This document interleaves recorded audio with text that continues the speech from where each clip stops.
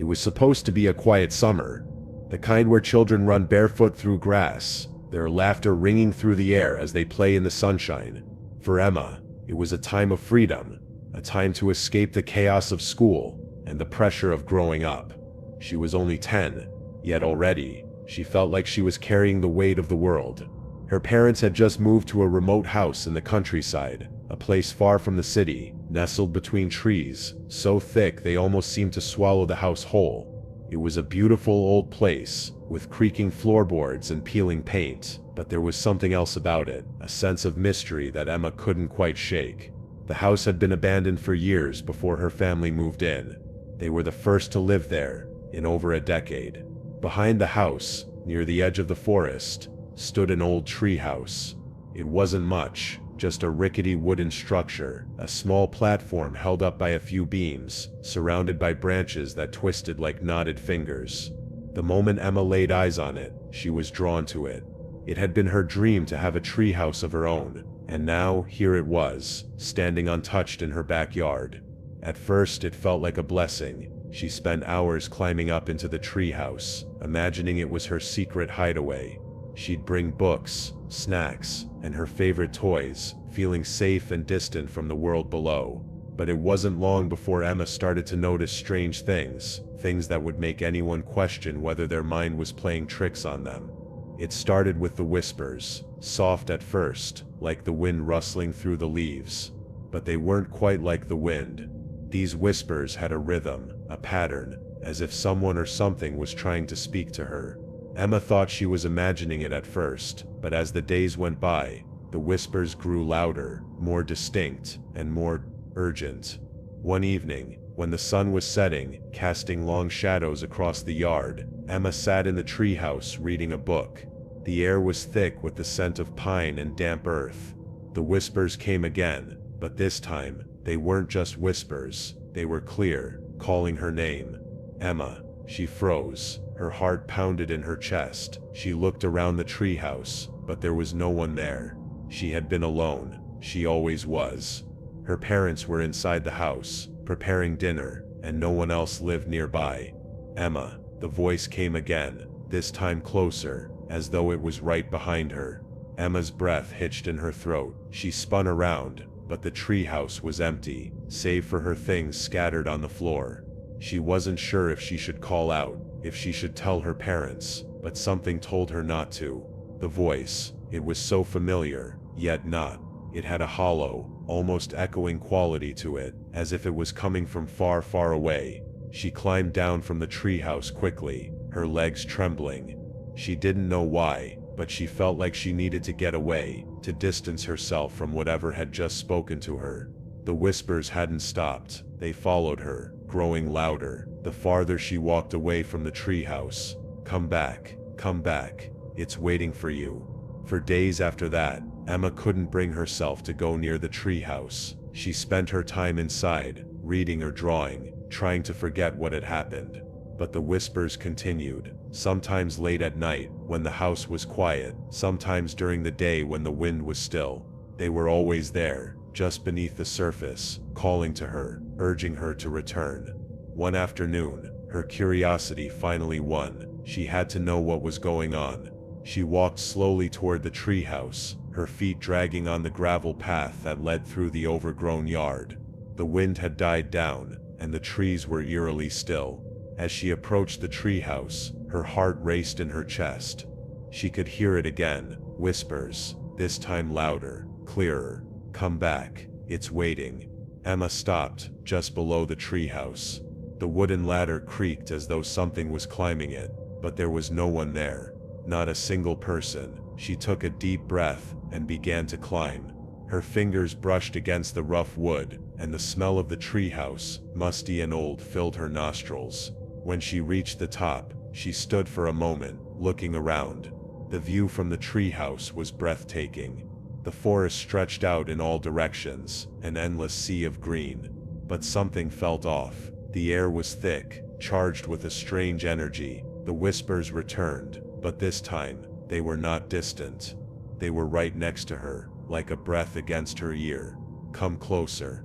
Emma stepped back, her feet shuffling across the creaky floorboards. She turned to leave, but something stopped her. She looked at the far corner of the treehouse, where the sunlight barely reached, and saw something strange. It was a small wooden box, barely noticeable against the floorboards.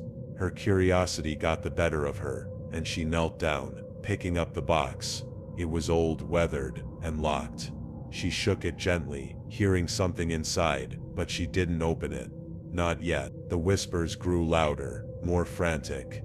They sounded like voices, not just one, but several, all speaking at once, urging her to open the box. Emma's hand hovered over the lock, and for a moment, she hesitated. She knew something wasn't right, but the compulsion to open it, to see what was inside, was overwhelming. With trembling fingers, she unlocked the box. The moment the lid creaked open, the treehouse seemed to shudder. A cold wind swept through the room, snuffing out the small light she'd brought with her. Emma's heart hammered in her chest. She could barely see in the darkness, but something shifted in the corner of her eye, something moving. A faint glow began to emanate from the box. It was a pale, ghostly light, and as it grew brighter, the whispers grew louder, deafening. Emma tried to close the box, but it wouldn't shut. The glow intensified, and the whispers turned into screams, shrill and desperate. "Emma, come back to us, come back." Her hands shook as she backed away, but it was too late. The light flared brightly, blinding her, and for a moment, everything went silent. When she opened her eyes, she was no longer in the treehouse. She was standing at the edge of a forest, a dark and twisted place that seemed to stretch endlessly before her. She could feel eyes on her, watching from every corner, but she couldn't see them. The whispers returned, but this time, they were no longer calling her name. They were warning her. Leave now, before it's too late. But Emma didn't leave. She was trapped, bound by the curse of the treehouse. No one would ever hear her whispers again, and the treehouse would wait. The treehouse stood still, silent in the wind, waiting for the next curious soul. It was a small town, tucked away in the hills, where everyone knew everyone, and news traveled faster than the wind. The kind of place where secrets were rare, and rumors were even rarer.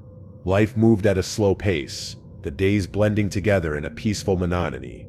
But that all changed when the new family moved into the old house on the edge of town. The house had been empty for as long as anyone could remember. It was an ancient structure, weathered by time, with ivy crawling up its stone walls and windows that seemed permanently shut. Its once grand facade had been covered in a layer of dust and neglect. The people in the town had often wondered why no one had ever dared to move in. Some said it was the house's age. Others whispered it was the strange things that had happened there years ago. But whatever the reason, no one had lived there in decades. Then the Martins arrived. The family was a mystery in itself. There was a father, Daniel, a quiet man with a solemn face, who kept mostly to himself. His wife Sarah was warm and friendly, though there was something about her eyes that always seemed distant, as if she were lost in thought even when she was standing right in front of you. And their daughter, Lily, was an odd child, bright-eyed and inquisitive, but she had a way of looking at people that made them uneasy. It was as if she could see something others couldn't, something hidden just beneath the surface. When the Martins moved into the house, they didn't waste any time. Within days, the overgrown yard was trimmed, the windows were cleaned, and the house seemed to come back to life. The neighbors watched from a distance, curious, but not necessarily welcoming. Still, they were polite, exchanging pleasantries when they saw the family in town, and offering to help with anything they needed. But the Martins kept to themselves. They never invited anyone over, never threw a party, and always stayed indoors at night. It wasn't until one evening, just as the sun began to set, that the first of many strange things happened.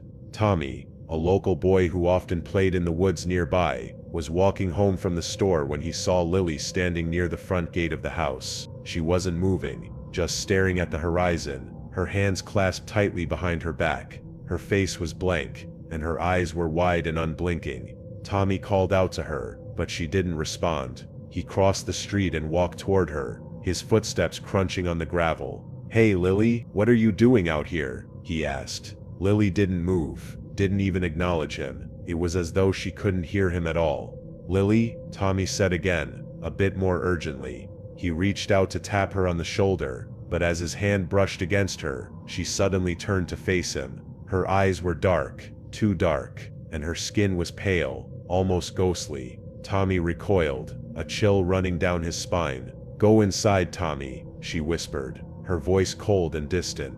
"You shouldn't be here." Without another word, she turned and walked back into the house, disappearing behind the thick wooden door. Tommy stood frozen for a moment, unsure of what he had just experienced. He had never seen Lily act like that before. It was as though she was someone else entirely. The next morning, the Martins were gone. Just like that, vanished. Their house, once full of life, was silent. The lights were off, the windows dark, and no one could remember seeing the family leave. The neighbors, who had watched the house with a mixture of curiosity and caution, were baffled. There had been no sign of a moving truck, no indication that the Martins were leaving. It was as though they had simply disappeared. At first, people assumed they had left town in the middle of the night, perhaps to escape whatever personal troubles they had. But as the days turned into weeks, and then into months, the mystery deepened. The house remained empty. The yard grew wild again. And Lily, Sarah, and Daniel were never seen again. As time passed, the whispers started. They began with the usual rumors, the kind of gossip that spreads like wildfire in small towns. Some said the Martins had been involved in something dark, something they couldn't escape. Others claimed that they had been taken, perhaps by forces beyond their control. There were even whispers about the house itself. People started to say it was cursed, that whoever lived there would eventually disappear, just like the Martins. Then, one day, Tommy, who had grown up and moved away, returned to the town. The memories of that strange encounter with Lily had haunted him for years. He had never told anyone about what had happened, never mentioned the eerie way she had looked at him, or the coldness in her voice, but it was something he could never forget. Tommy decided to go back to the house, to see if he could find any answers. He had to know what had happened to the Martins, to Lily. He arrived late in the afternoon, as the sun was beginning to set. The house still looked as it did when he was a child, dilapidated, forgotten, and silent. The ivy had grown even thicker, creeping up the stone walls, as if it were trying to reclaim the house for itself. Tommy approached cautiously, his heart pounding in his chest. As he reached the front gate, he noticed something strange. The windows, though covered in dirt, seemed to be alive. A faint glow emanated from within, like the faintest shimmer of light. He couldn't resist. He pushed open the gate and stepped onto the overgrown path leading to the front door. With each step, the air seemed to grow colder, the silence more oppressive. He reached the door, hesitated, then knocked. There was no response. Then he tried the handle. The door creaked open slowly, as though it had been waiting for him. Tommy stepped inside. The house was dark, but there was a faint light coming from somewhere deeper within. He followed it, his footsteps echoing in the empty halls. As he moved through the house, he felt the weight of the years pressing down on him. Dust covered everything, tables, chairs, the floor itself. But something else, something far more sinister, lingered in the air. He reached the staircase. It creaked as he ascended, each step feeling like a warning. At the top, he turned down the hall, where the light grew brighter. It was coming from the door at the very end. Tommy's hand trembled as he reached for the doorknob. He opened it slowly. Inside, there was nothing but darkness. But the moment the door fully opened, he heard something, a soft, familiar voice. Tommy, it was Lily. Her voice, cold and distant, echoed through the room. "Come inside," she whispered. Tommy's blood ran cold. The room beyond the door felt wrong, empty, but suffocating, as if something were waiting for him in the shadows. He stepped back, his heart racing, and slammed the door shut. When he turned to leave, he saw something that made his stomach drop. The house was not empty. Standing in the hallway, bathed in the eerie glow, was a figure, a woman, her face pale, her eyes wide with something indescribable. She reached out to him, her hands trembling. It was Sarah, and she wasn't alone. Behind her, Daniel stood, his eyes hollow, his body stiff and unnatural. "Leave now," Sarah whispered, her voice shaking. Tommy turned and ran, faster than he had ever run in his life. The sounds of his footsteps chasing him down the hall. He didn't stop until he was outside, breathless and shaking. He never spoke of what he saw that night, but when he left the town for good, he made a vow never to return. The Martins, he realized too late, had never truly left. They had simply become something else, something trapped within the walls of that house, waiting for the next person to come too close. And for those who had lived there before, there was no escaping what waited in the dark. It was a quiet neighborhood, the kind where families walked their dogs on sunny mornings and children played hopscotch in the streets. The houses, all neatly kept with manicured lawns, seemed to harbor nothing more than suburban tranquility. But at the very end of the street, in a house that had stood for nearly a century, something was different. The house wasn't dilapidated, but it wasn't quite pristine either. The paint on the shutters was peeling, and the large oak tree in the front yard had branches that reached toward the sky like gnarled hands. Still, it wasn't anything that would cause concern, at least, not at first glance. But the neighbors had noticed something odd about the place, something that no one could quite explain. For years, the house had stood empty. It wasn't until recently that a young couple, Mark and Rachel, moved in. They were eager to settle into the peaceful neighborhood and start their life together. They quickly unpacked their belongings, painted the walls a warm shade of cream, and planted flowers in the garden. To anyone who observed from a distance, it seemed like the perfect new beginning, but there was one thing about the house that never sat right with them. The window on the second floor, right in the front, faced the street. It was large, with thick curtains that were always drawn shut. Rachel noticed it the first day they moved in, and she found it odd that the previous owners had never bothered to open the curtains or even clean the glass. But over time, she told herself that it wasn't something to be concerned about. Maybe it was just a habit of the old owners, or perhaps the room was just a storage space. Mark, however, had a different feeling. It wasn't long before he noticed something more unsettling. Every night, when he and Rachel would settle into bed, he would find himself staring at the window across the room. Sometimes, in the corner of his vision, he would see something, just a shadow, nothing more, shift behind the curtains. At first, he dismissed it. "It's just the wind," he told Rachel one night, blowing the curtains a little. "It happens," but the shadow didn't always follow the rhythm of the wind. Sometimes, it was still. Other times, it moved too deliberately, as if someone or something was watching. Mark tried to convince himself it was nothing, just his imagination, but he couldn't shake the feeling that there was someone in that room, someone who shouldn't be there. It was a Thursday evening when Rachel first saw it. They had just finished dinner, and Mark was in the living room, flipping through channels on the TV. Rachel, feeling restless, decided to take a walk around the neighborhood. She grabbed her jacket, stepped out the front door, and walked to the end of the driveway. As she was walking back, she happened to glance up at the window on the second floor. For a split second, she thought she saw a figure standing there. It was tall, cloaked in shadows, with something about its posture that sent a chill down her spine. She froze, staring at the window, her breath catching in her throat. The figure didn't move, didn't blink. It simply stood there, as if waiting. Rachel quickly looked away, trying to shake off the creeping fear that had settled in her chest. She told herself it was just a trick of the light, just a fleeting image created by the way the street lamps illuminated the house. But when she walked back inside, she couldn't get the image out of her head. "Mark, I think I saw something in that window," she said, sitting down beside him on the couch. Mark turned to her, raising an eyebrow. "What do you mean? Like a shadow?" "Yes," she replied, her voice tense. "A shadow. It was standing there, just standing there, watching." Mark's face hardened. "I've seen it too, every night, when we're in bed. I don't know what it is, but it's not right." That night they both found it difficult to sleep. The wind howled outside, rattling the window panes, but the house remained eerily still. Mark kept his eyes on the ceiling, trying not to let his mind wander to the image of the shadow in the window. Rachel, on the other hand, could feel the weight of the house pressing down on her, as though the walls were alive with something that shouldn't be there.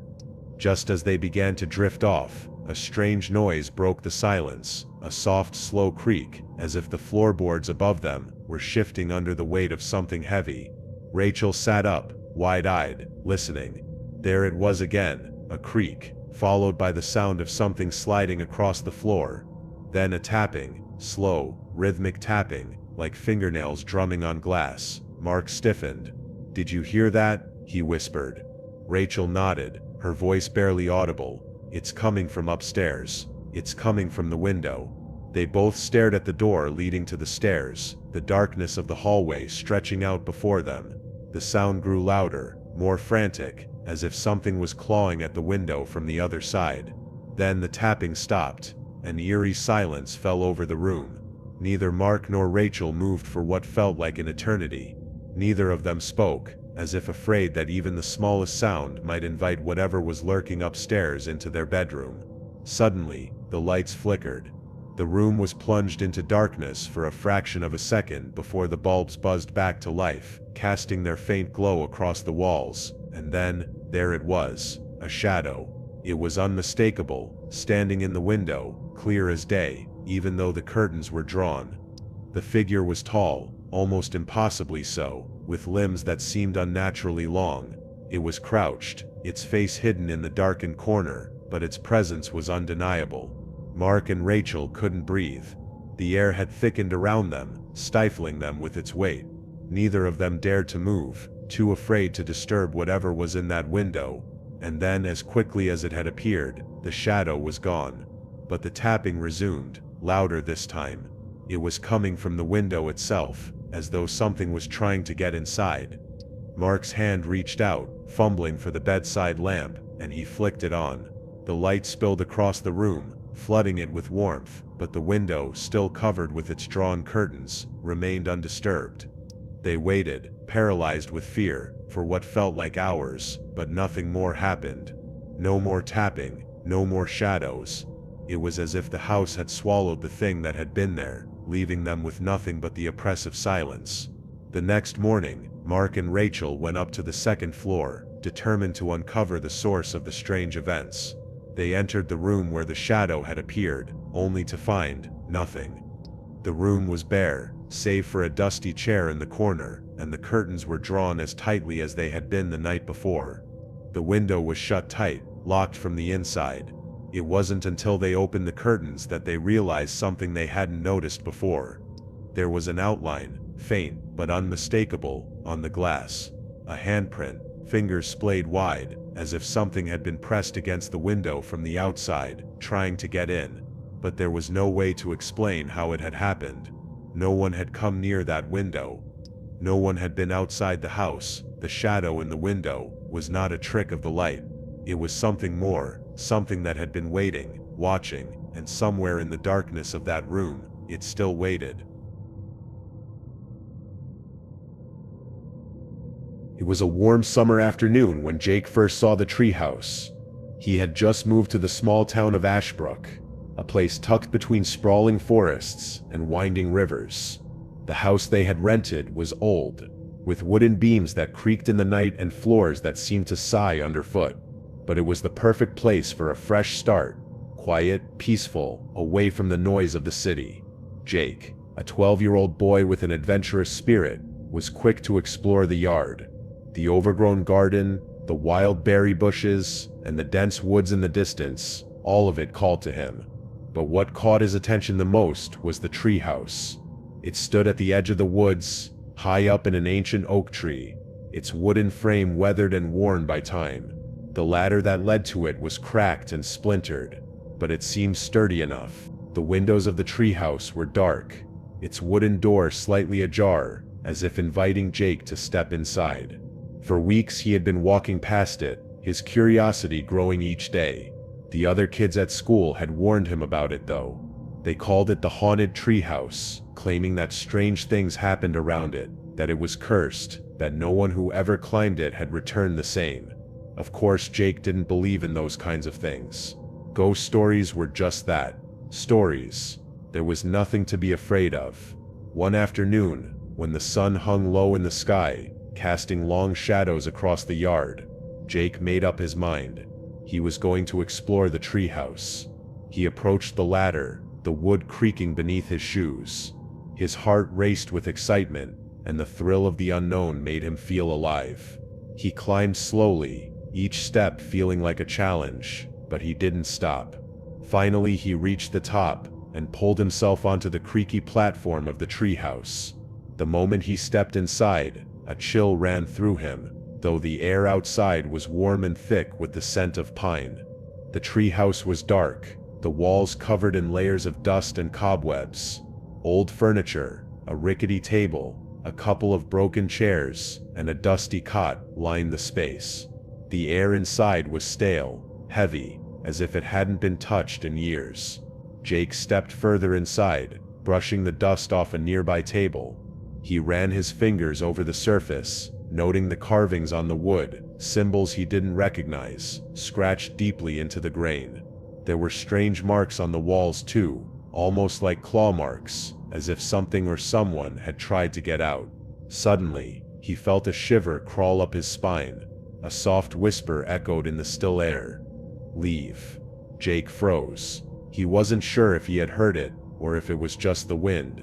He shook his head, trying to brush off the feeling.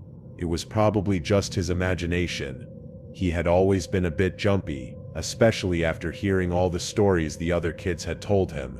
But as he turned to leave, something caught his eye, a small old journal tucked under the table.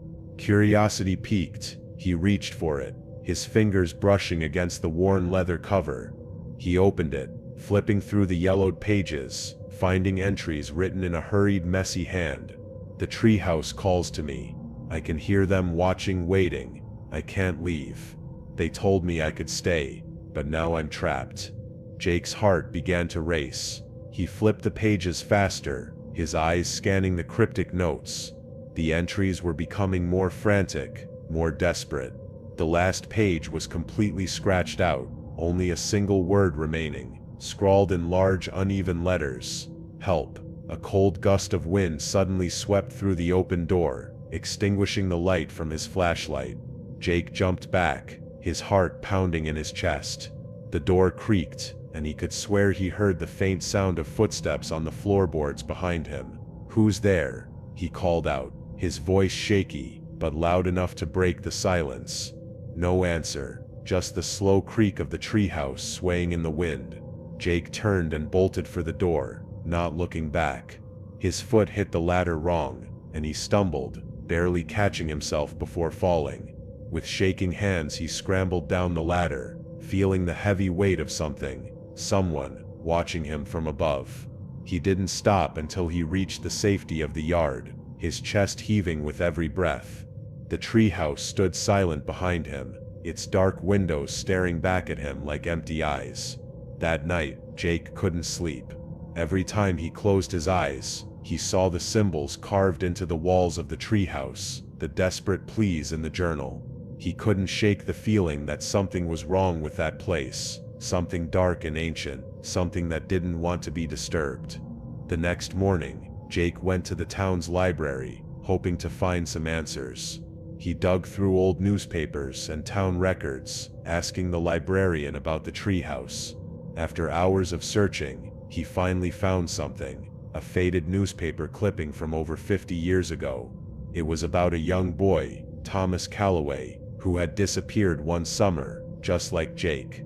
Thomas had been the last person known to have visited the treehouse, and no one had seen him since. His parents had searched for weeks, but there was no trace of him. The only clue left behind was an old journal, found in the treehouse, filled with the same frantic scribblings that Jake had read. Jake felt a chill run down his spine. He had to go back. He had to know what had happened to Thomas, and why the treehouse seemed to be calling to him. That evening, as the sun dipped below the horizon, Jake made his way back to the treehouse. This time, he wasn't going to back out. He was determined to uncover the truth.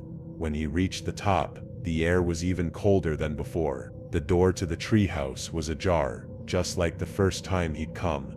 He hesitated for a moment, then stepped inside. The journal was still there, resting on the table, waiting for him. This time, he opened it slowly, carefully, and found a new entry. "They want me to stay." They want me to join them. They said it's not too late. I can hear them in the walls, in the floors, in my head. I can't leave. I can't go back. A sudden noise behind him made him spin around. The door slammed shut with a violent crash, and the entire treehouse seemed to shake.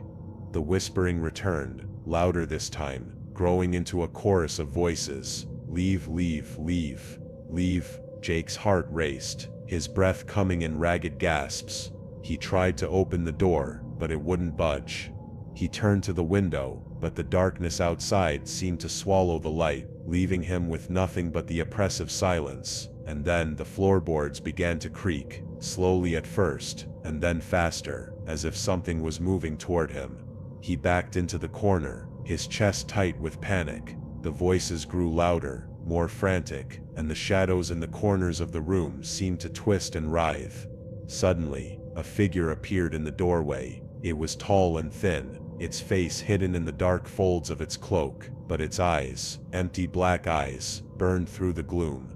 Join us, the figure whispered, its voice like a cold breeze. Stay with us, forever. Jake screamed, his mind racing for an escape. The treehouse seemed to close in on him, the walls moving, the shadows pressing in, and just as the figure reached out to grab him, Jake bolted for the window, throwing himself out into the night air. He landed hard on the ground, his body bruised and shaking, but he didn't stop running. He didn't look back. He didn't dare. When Jake finally reached the safety of his home, he never spoke of the treehouse again. His family moved away from Ashbrook the following month, and Jake never returned to the house, the woods, or the treehouse. But sometimes, late at night, when the wind howls through the trees, he can still hear the whispers, and he knows, deep down, that the treehouse is still waiting for someone else to climb its ladder. The town of Ravenswood had long been a quiet, unremarkable place, tucked away in the misty hills of New England. The kind of place where everyone knew everyone, and the biggest event of the year was the annual Fall Festival. But despite its charm, Ravenswood was also home to rumors, whispers that things weren't as peaceful as they seemed. Strange happenings, inexplicable events, and chilling sightings filled the town's history, though many dismissed them as nothing more than stories to entertain tourists. But then, a series of disturbing events brought those old rumors to light once more. It began in the old manor on the edge of town. The Blackwood estate had been abandoned for decades, its grand structure deteriorating into a shell of what it once was. The manor had a dark history, a family tragedy, tales of occult rituals, and stories of restless spirits that haunted its crumbling halls. Over the years, the manor had been left untouched, but recently the disturbances started to escalate. People claimed to hear strange noises late at night, soft whispers in the wind, the sound of footsteps on the creaky floors, and even the unmistakable scent of perfume in the air. This was enough to pique the interest of one group of paranormal investigators, the Raven Team. The team, led by Lucas Grant, a seasoned investigator with years of experience under his belt, arrived in Ravenswood on a crisp autumn evening. Alongside him were two other investigators, Ella, an intuitive who could feel the presence of spirits, and Marcus, the tech specialist who handled the cameras, audio equipment, and various gadgets designed to capture paranormal activity. As they approached the Blackwood estate, the setting sun cast long shadows over the mansion, making it look even more foreboding than it already was. The wind rustled through the dead branches of nearby trees, sending a chill down their spines. "I don't like it here," Marcus muttered, his fingers fiddling with the camera equipment. Ella, sensing his discomfort, gave him a reassuring smile. "Don't worry, we've been through worse." Lucas, ever the professional, nodded in agreement. "Let's get set up. We'll go in, get our data, and be out of here before midnight." But as soon as they stepped inside, they felt it. The air was thick, heavy with the weight of something that had been there far too long. The house creaked and groaned, as though it was alive, settling into its own unease. The front hall was vast and empty, the faded wallpaper peeling away in patches, revealing ancient wood beneath. The furniture was old, draped in dust-covered sheets. The windows were grimy, and the only light came from the flashlights in their hands. "We'll start with a sweep of the main floor," Lucas instructed. Marcus, you monitor the cameras. Ella, you stay close to the heart of the house. You've got the best sense of these things. Ella nodded, her eyes scanning the room, her brow furrowed in concentration. Something feels wrong, she said, her voice low. They moved carefully through the manor, setting up cameras in each room, and placing motion sensors at strategic points. Every time they passed a mirror or a window, the reflection seemed darker than it should have been, distorted like an old photograph. As they ascended the grand staircase, Ella paused at the top, her hand instinctively reaching for the banister. I can feel it. It's stronger up here. The second floor was even more decayed than the first. The rooms were empty, save for broken furniture and rotting wooden floors. A sense of foreboding hung in the air, as if every inch of the house was holding its breath, waiting for something. They set up their final camera in a long corridor lined with doors, each leading to what appeared to be bedrooms. The floor creaked beneath their weight as they walked, and suddenly the lights flickered. Did you see that? Marcus asked, his voice tight with unease. The lights just went out. Ella turned to him, her face pale. No, it's not the lights. Something or someone is blocking the power. Lucas raised an eyebrow, but before he could respond, a low hum filled the air, soft, almost inaudible, but unmistakable. It was as if something was vibrating just beneath the surface, something that couldn't be seen but could definitely be felt. Let's get to the basement, Lucas said. That's where the activity has been the strongest. If there's anything down here, we'll find it there. The basement door was hidden beneath the stairs, a thick wooden door that creaked ominously when they opened it. The air down there was musty and damp, the smell of mildew thick in their nostrils. The beams above their heads seemed to sag, and the walls were lined with ancient rusted tools and forgotten belongings. Marcus set up the cameras in the corner, while Lucas and Ella began a sweep of the area. They moved cautiously, the beam of their flashlights dancing over the stone walls. Then they heard it. A low guttural growl, the sound reverberated through the basement, sending a chill down their spines. Ella's eyes went wide, and she turned to Lucas. Did you hear that? Before Lucas could respond, a sudden crash echoed from the far corner of the room, followed by a loud sharp bang, as if something had been violently thrown against the wall. That wasn't us, Lucas said, his voice steady, though his heart raced. Ella stepped forward, her expression intense. I think it's here, we're not alone. The air turned colder, and the flashlight in Ella's hand flickered. Shadows began to move in the corners of the room, shifting, slithering, like dark, formless shapes. They were there, just out of sight, but their presence was undeniable. The growl came again, louder this time, followed by a soft whisper. It sounded like a chant, a low murmur repeating the same phrase over and over. Leave, leave, leave. Marcus turned toward the noise, his camera now shaking in his hands. Lucas, I think we need to leave.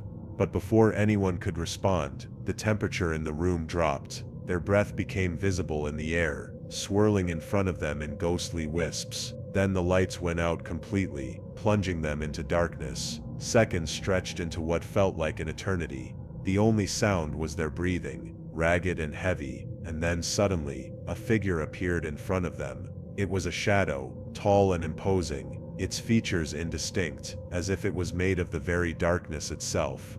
It moved slowly, its presence suffocating. Ella's breath caught in her throat, and she took a step back, but the figure was already too close. The air was thick with a feeling of dread, like a weight pressing down on their chests. The whispering continued, louder now, and the growling was joined by a low guttural laugh. Get out, the figure rasped, its voice like gravel scraping against stone. Ella didn't wait for another warning. She bolted for the stairs, Lucas and Marcus close behind her. As they ran up, the door to the basement slammed shut with a force that shook the house. Once outside, they didn't stop, they didn't speak. They just ran, as far as they could, away from the manor, away from the thing that had been waiting for them. That night, as the Raven team drove away from Ravenswood, Lucas glanced in the rearview mirror. The Blackwood estate loomed in the distance, its silhouette dark and imposing against the night sky. He wasn't sure what had happened in that basement, but he knew one thing for certain. Whatever had been in that house, It wasn't going to let anyone leave easily. The whispers would continue, the growls would echo through the halls, and the spirits of the Blackwood estate would never rest.